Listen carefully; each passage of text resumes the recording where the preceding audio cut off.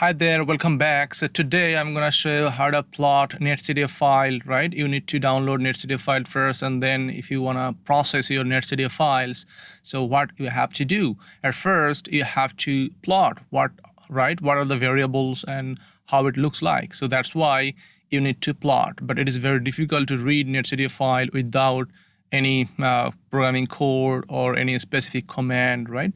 So that's why I'm going to show you how to plot it first, and you'll be amazed that if I plot it, after plotting, if you want to plot wind data, if you want to plot precipitation data, that is basically spatially distributed data set, right? And it will also plot the time series as well. So whatever the distribution of the file or the variables, it is not a problem. We can plot, and the plot will look like a kind of a professional plot, so you'll be amazed. Okay, so let me just quickly show you how to plot this type of netcdf file. Irrespective of the variables, you'll be able to plot it, and I think, yeah, it will be very helpful this time. So what you have to do, I'm gonna show you the plots in Panoply first, right? And then I'll show you also how to plot this netcdf file in GIS. And also I'll show how to plot netcdf file using Python code in 3 different tutorial series, okay? Since the length of the video will be longer, so I'm gonna split it into 3 or 4 different segment or parts.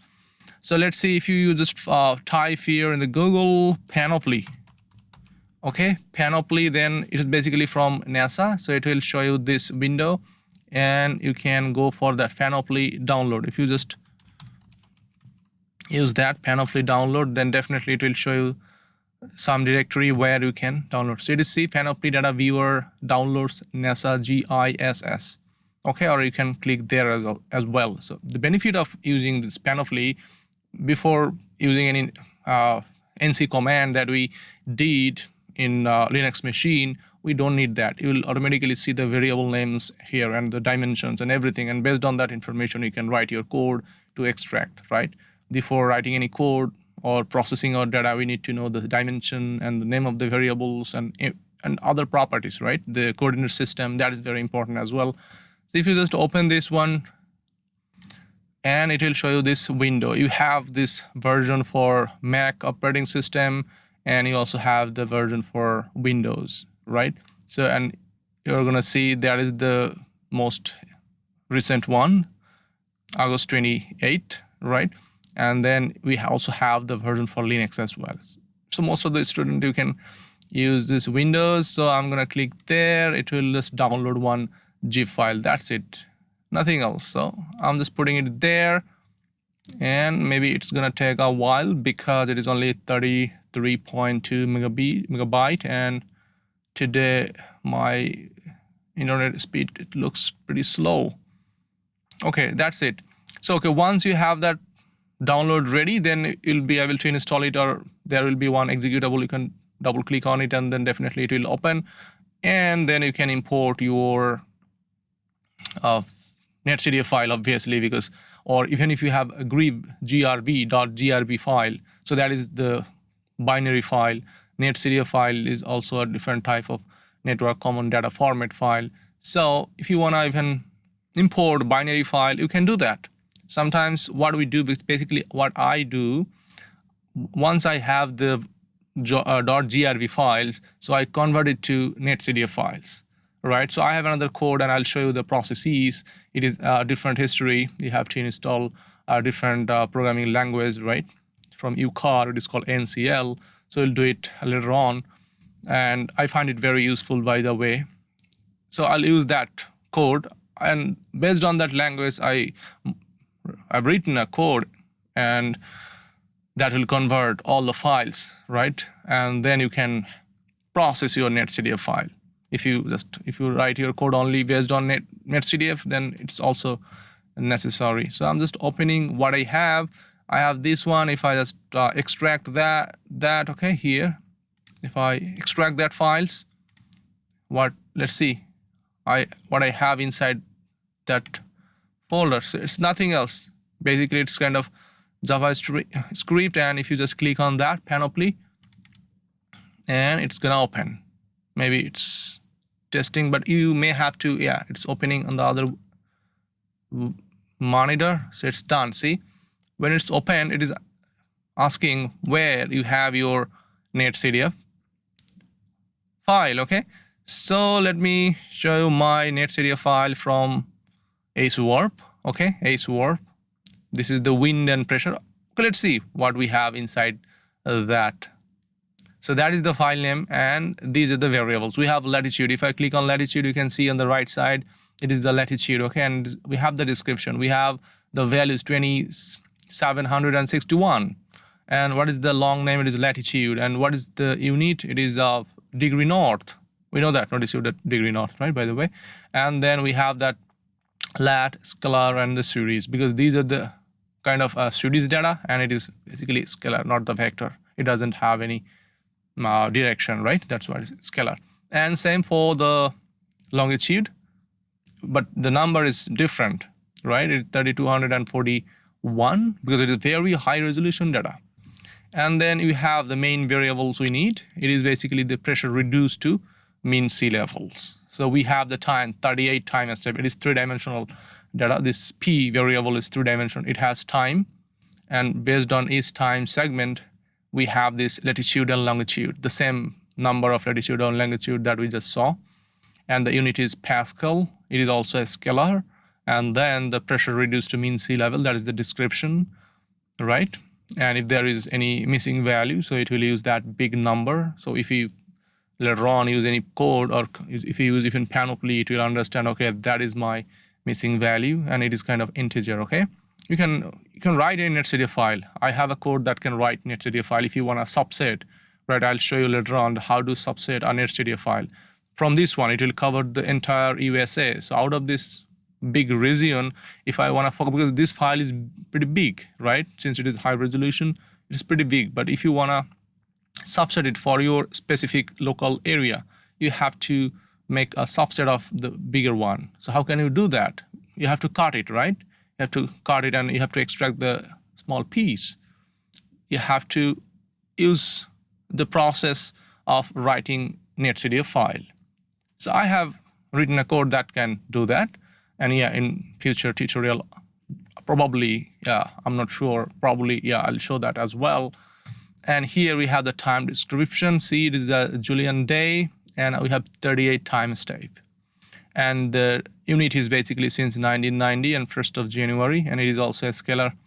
And you can see that conventions, relative Julian days with decimal part, because this time we'll see the variables, how it looks like, and it is not like, okay, today the date is like this. No, we have the reference date, and then it will give us a number. So you have to calculate based on that number, that yeah, and that will give you your starting time of your data set here, not from 1990. Definitely it is from starting from 1990, and you have a big number. If you add those number in terms of days or whatever, since it mentioned that number will be based on days. If we have 0.25, that means it is 6 hours, right? We have to convert it. We'll see that. And then the time, it is axis, time axis. And then we have eastward wind. See, we also, because the direction is already there is no direction they mentioned, so that's why it is scalar. And if you specify time, it is the same dimension as pressure, and the v wind, it is the northward wind as well. So if I plot pressure, because the plotting for pressure and wind is different. Pressure, it has only one variable, right? It will show you that if it is for any storm, it will show you the peak or the eye or any distribution. It will look like a storm. But for wind speed, we have to plot x and y component all together, and you have to calculate the resultant, right? Means b squared plus u squared and whole squared, right? And square root of these two. And then you will get the resultant of these two. And once you have the resultant of these two, and then it will look like a vortex, like a storm.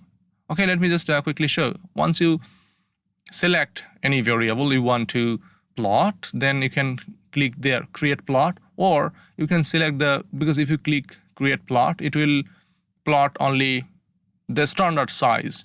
If you want to increase your plot size, you can click there, right?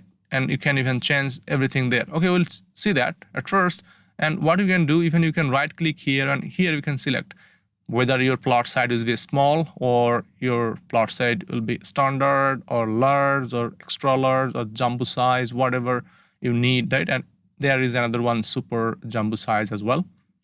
So I'm gonna just plot as standard plot. I'm create a plot and see georeferenced, and if you select it is latitude and longitude, that means it will plot the spatial distribution, right? Along the x-axis it will plot longitude, and along y-axis it will plot the latitude values, and you will see that. And if you want to plot zonal average, it will calculate the zonal average, right? And then if you want to plot x-axis, along x-axis latitude, longitude, and any time series variable, it will do that for you. But for this case, since we want to plot the spatial distribution, right, we want to see from the bird's eye view, so that's why I'm plotting the latitude and longitude of that variable pressure first. Let's see. If I click on create, it is plotting. Yeah, it's plotting, and you can see that it is covering, and we can see up eye, right? Eye of the storm. Basically, it is a storm called Florence. You can see it is located in the North Atlantic Ocean, right? It is within the Atlantic Ocean and is coming to USA and hitting the North Carolina. So you can see that it is covering, but it is covering the entire, basically the half of the Atlantic Ocean and almost, right, half of USA. So it's a pretty big area, and it is very high resolution. So processing this data set is, yeah, it will take time. So what you have to do, you have to subset. So we'll do that later on, but for the time being, I'm just plotting. And if you just press Control and your scroll, right, and if you select, it will zoom in, okay? It will zoom in, and you can select and it can zoom in. And now we have to see, now it is like kind of stressed. So what do you have to do? You have to fix it, right? If you click on that scale, and if you just click on feed data, or you can specify your lower limit and upper limit, then your color will be different, right? And then I'm clicking on the grid. You can even change different type of grid. It is now it is that equi-rectangular regional grid, and you can overlay any. I'm showing later on. I'm showing that one, not a problem. And then you can do all these things. First, we can go to there, and okay, let me quickly show you that. Okay, so here is our array. Array means if you can change the time, because we have 38 time. It is showing only the first time step we have, and if you select the storm, will move. Okay, see, it is moving. See, it is moving to the shore, right? And here you can see, because for the first one we have only one variable. If we have x wind, y wind, then we have to select here. So we have only one array, and we can see the array one on the upper left corner. You can see the values as a table, and then I'm gonna fix the plot as well, not a problem. So since it is pretty big data, so it is taking a while. See, I clicked on that array one, and see, now it's there. These are the values of the pressure, right? You can see that we have y-axis latitude. These are the latitude values if you go this way, and these are the longitude values. It is in between that range, minus 98 to minus 50, and we also have the average values as well. Okay, so I'm clicking on plot again, and I need to fix that. Okay, so feeding that feed data, it is feeding, and dimension. Where is the map? I should have one map here, but it is not showing. Where is the map? That is the level, that is the grid, and fix proportion. If we click on that grid and fix proportions, then it will, yeah, it will fix that. And if you need further zoom in, you can click Control, you can press Control, and it will activate the plus sign, and you can select and this portion, right? And then you can click fix proportion. That is one way to, okay, for the time being, here. And if you need to even change the ratio in between the height and the width of the plot, you can do that here. You can play with that one, right? Now it is large, size is 140. That is the plot size. And the ratio, right? We have the width. If the width is 100, then what is the height? Height is 50. It is like 0.5, right? And then 1:2 time. If I increase the height, it will increase the height. But for the time being, I don't need that, okay? I can even cover my width. Okay, it's okay. We can go with that, whatever we have. You can play with that one. But the thing we need, I need to even, see, you can't even identify the shorelines. That's why what I did, I downloaded the shorelines and I'm just replacing that one. So that's why overlays. You have to click on overlays, and now see, we have the option earth.cno. That's why it is kind of not perfect. If I click there, you can add 3 different, you can add the shapefile of your study area, right? That is also possible. I have that. I can show you that one as well. Okay, I can add the watershed. Maybe it's there. See, I have one watershed there. It is in Texas. And if you have any watershed there, you can also add that as well, right? So what I'm going to do, I have the high resolution shoreline, so I'm replacing that one. So at the same time, you can show this shorelines and your watershed map. See, that is the shoreline, right? It is the North Carolina and Neuse River we have here, and that is the map. And what do you have to do? So you can even change the header, right? This pressure reduced to mean sea level. You don't need that. You can change it. And here, the variable, these are the automatic. You can see the color bar, and you can make it horizontal or vertical, whatever you want. And you can do that. And you can use contour. We are not using anything solid. You can use that as well. And see, we can even modify that horizontal, this grid as well. So we can do that here, the grid. Now it is 15 degree by 15 degree. I'm going to change it to 1 degree. Let's see.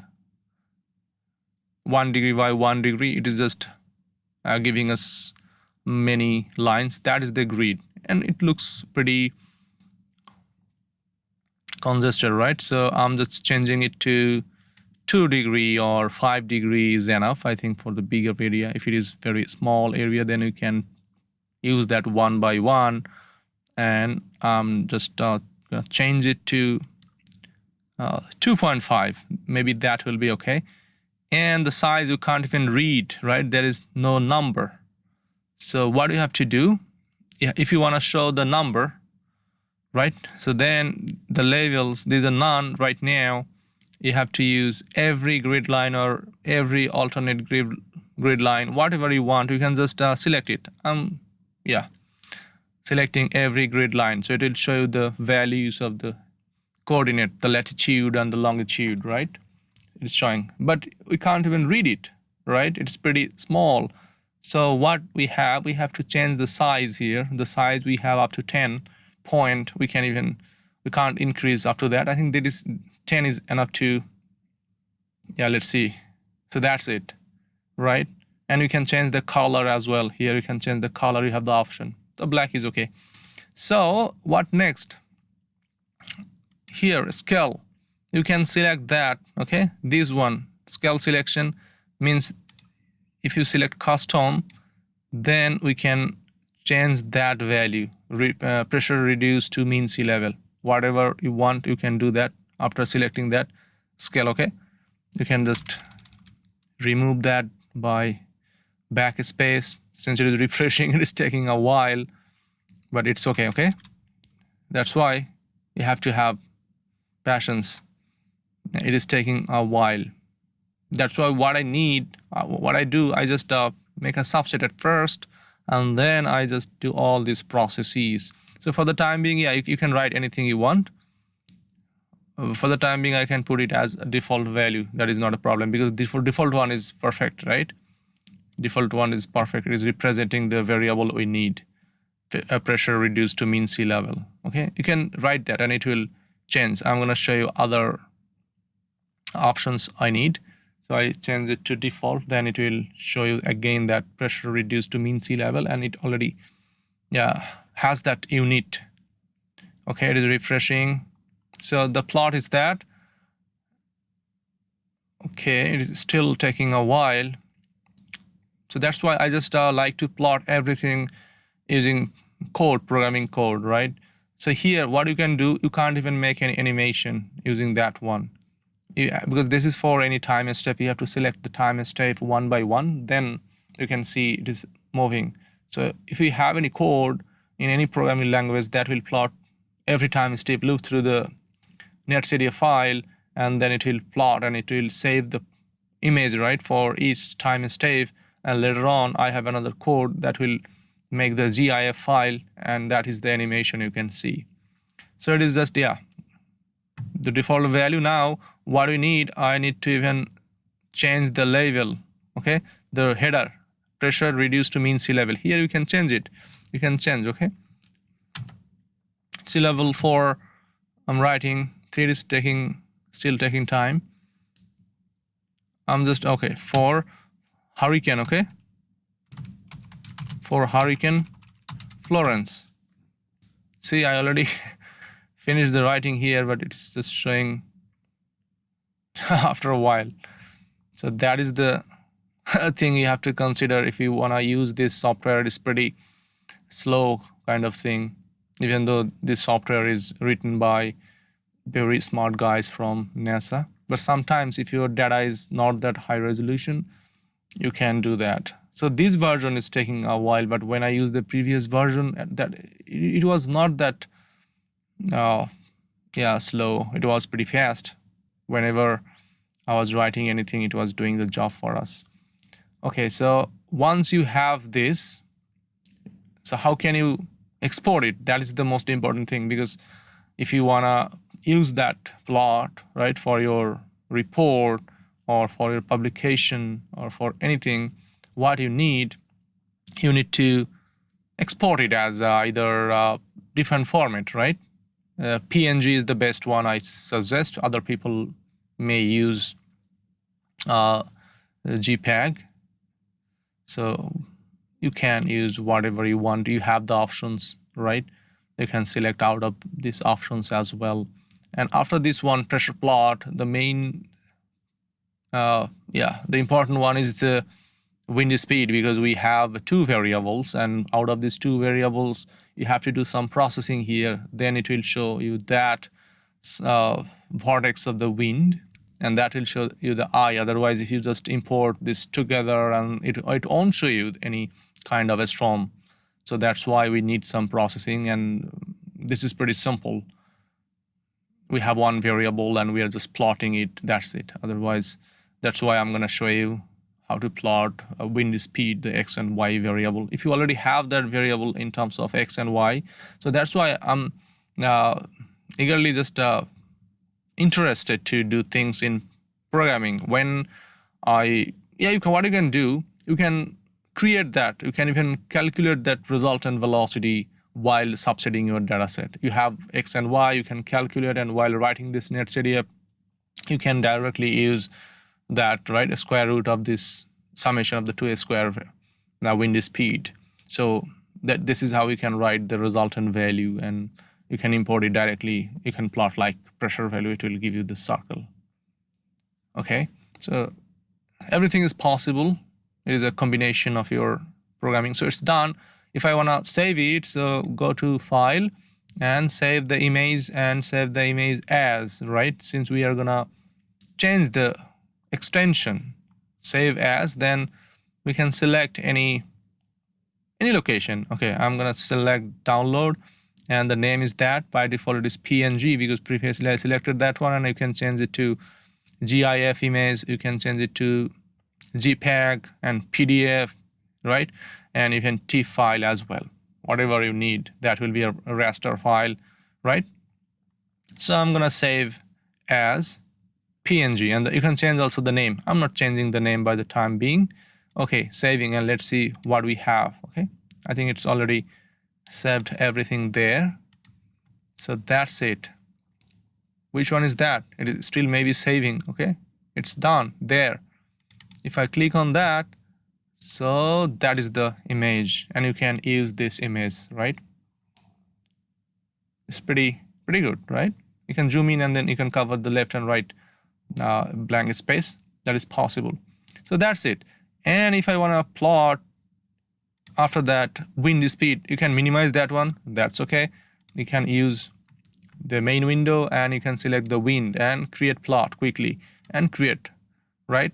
That's it. And then you can click on view wind and right click, okay? And you can also right click and create plot. Then it will ask you if you want to add it to the previous plot or not, right? Okay, create plot. That's it. Is it okay? So since we have, I'm just showing you the problem we have here, right? We have V wind, we have X wind. So these are in two different plot, right? So what I have to do, I have to merge them together. How can I do that, right? So definitely we have options here, and out of these options we have to select that one, and then only you can do that, right? So that is possible. See, we are interpreting the values separately. Let me just figure it out. So here are the options. Here we have, see, if I select 2 time, it is changing the time for each of them. But at first I have to integrate these two. I'm closing this one, and once I have that, if I, okay, we have the option here, plot, the file, and import data script here. So here combine plot, okay? So I already have U wind. That is the U means the right eastward wind.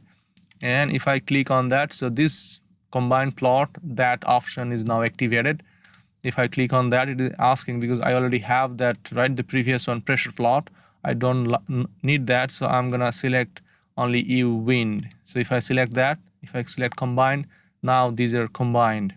But you can't see which one is our storm or which one is different. We can't even differentiate because it is kind of a different time and different shape.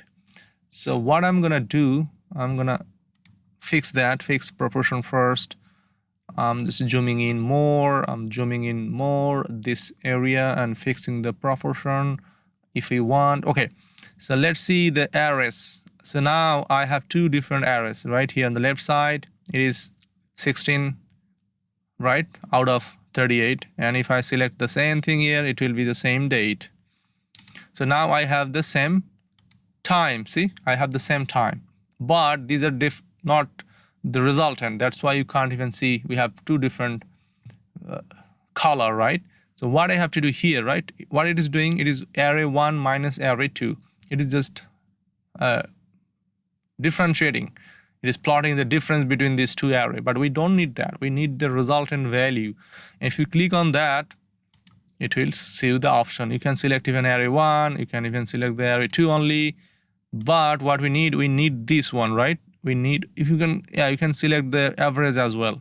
You can select these calculations, summation, everything, but what we need, vector magnitude. If I click on vector magnitude, so it is showing you the resultant vector, because these are the options we can easily use. And now see, it's pretty quickly, right, showing the vortex or the wind direction. So that is the normal situation. But what we have to do, if you want to increase this intensity or the vector size and thickness, we can do that. How can we do that? So we have our option, okay, and that is the vector, that is the arrow, okay. We can even use dot, we can use this arrow, and the spacing, you can use this width, it is, and you can use the color as well. You can change the color for the time being. Okay, I can change the color to blue. The black is okay. You can even change it to red because the background is red, so I'm gonna use black, okay. and here this time I'm feeding this data, so now it changed, right? And then you can even change the label and vector to red. That is also possible, and it will be visible, right? It is still not visible, so what I'm gonna do, I can change it to perfect red maybe this time, but I think black is okay, right? Black is okay. And you can change the width, and it is 100, and then you can change the spacing as well.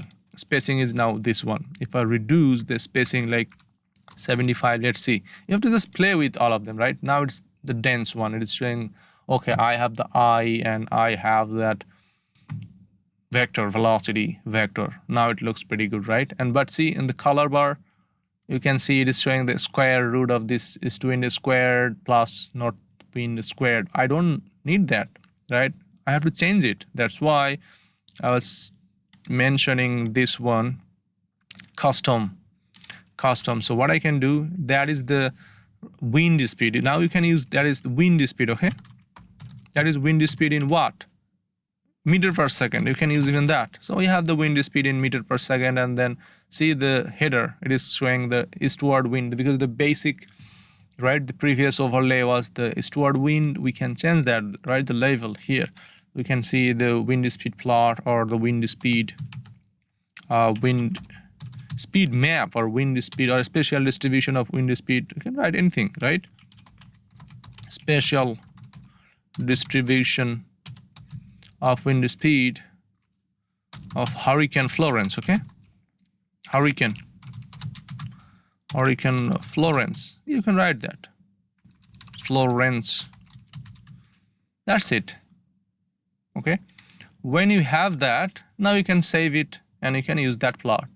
Right? Even you can manipulate everything, and grid, for the grid you can do the same thing. For overlay you can do the same thing, right?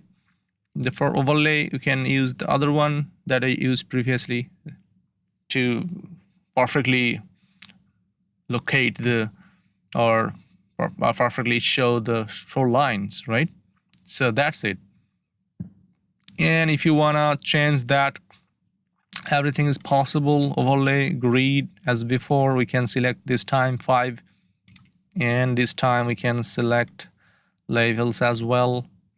Yeah, I selected the 5 degree by 5 degree, and every grid line is gonna show you that labels.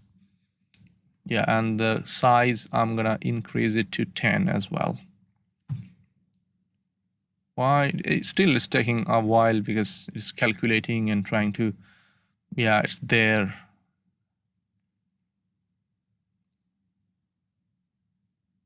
Yeah, it's selected, but this time it is not even showing anything. Let me just wait a while. Yeah, I can hear the speed of my machine. It is just it's processing everything. So you can do that. You can use this panoply to plot the NetCDF data, or even if it is Grieve, right? You can read the variables. You can have the size of your variable, right? The dimension, you'll know that, and based on that information you can write the code and you can process your data. So this is the way we can even preview if you don't have access to any Linux machine, if you don't have any access to any other machine, right? So that is the way to see before processing. Otherwise, you can even plot precipitation data, right? You can plot anything. You can plot any distribution. You can plot the temperature. You can plot the sea surface temperature. You can plot pressure like the way I plotted, right? You can plot anything, any variable you can plot. Even you can plot the time series as well. So once it's done, we can save it as before, and we can use that. See, it's still taking. I changed the size, and it is maybe calculating. That's why I prefer to use code. Once I have the code, I don't need to click every time. Okay, so I can save it.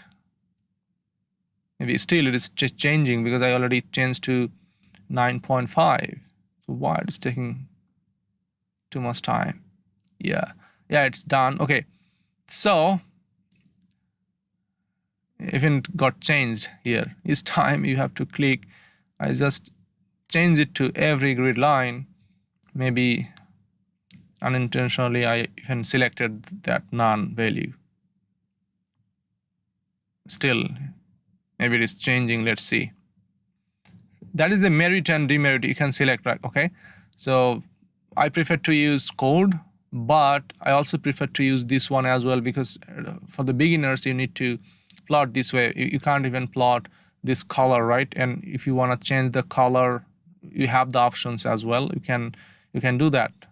Yeah, if you click on the contour, you can click on the shading, you can just play with all of them, right? It's not a, no, the interface is not that complex. It is pretty simple, but the tool is effective sometimes for plotting purpose. It is pretty effective, I can say that.